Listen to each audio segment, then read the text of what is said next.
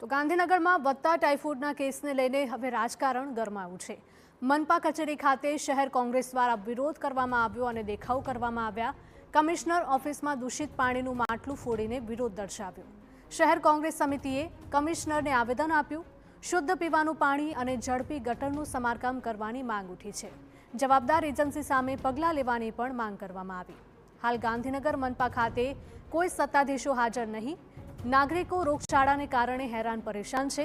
મનપાના અધિકારી અને પદાધિકારીઓ ભાવનગરમાં ક્રિકેટ મેચમાં વ્યસ્ત છે તેવા પણ આરોપો લગાવાયા છે। મનપાની એક અધિકારીઓની ટીમ અને કોર્પોરેટરોની ટીમ ક્રિકેટ રમવા માટે ગઈ છે।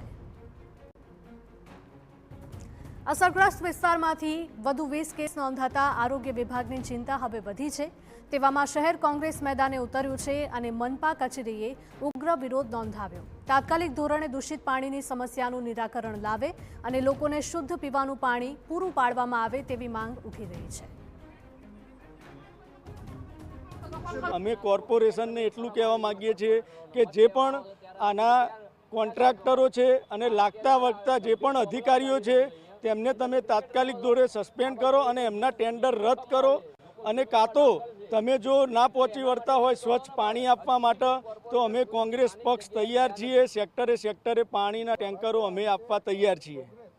કોર્પોરેશનના કેટલાક અધિકારીઓ ટુર્નામેન્ટ રમવા માટે ભાવનગર ગયા છે તેવી વાત છે, તે બદલ આપનું શું કહેવું છે?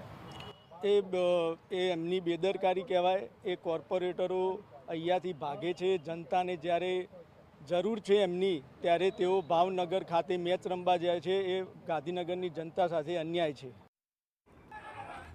તો આ તરફ મનપા કમિશનરનું કહેવું છે કે માત્ર આ વર્ષે જ નહીં પરંતુ દર વર્ષે ક્રિકેટનું આયોજન થાય છે।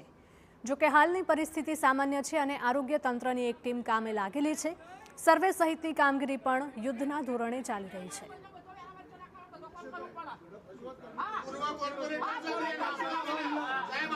આ વર્ષ પૂરતું એ આયોજન થયું હોય ને આ વર્ષ પૂરતો ગાંધીનગર મહાનગરપાલિકાએ ભાગ લીધો હોય એવી કોઈ બાબતમાં તથ્ય નથી। અહીંયા જનતા ત્રસ્ત હોય અને પદાધિકારીઓ અને અધિકારીઓ ક્રિકેટની મોજ મજા કરતા હોય એ કેટલું યોગ્ય? આમાં જનતા ત્રસ્ત હોવાનો નહીં, તંત્ર એને રાત દિવસ કામગીરી કરી રહેલું છે અને પીવાના પાણીનો એનો કોઈ પ્રશ્ન નથી અને એના માટે પૂરેપૂરી વ્યવસ્થા છે। રાત દિવસ તંત્ર એના માટે કામગીરી કરી રહેલું છે।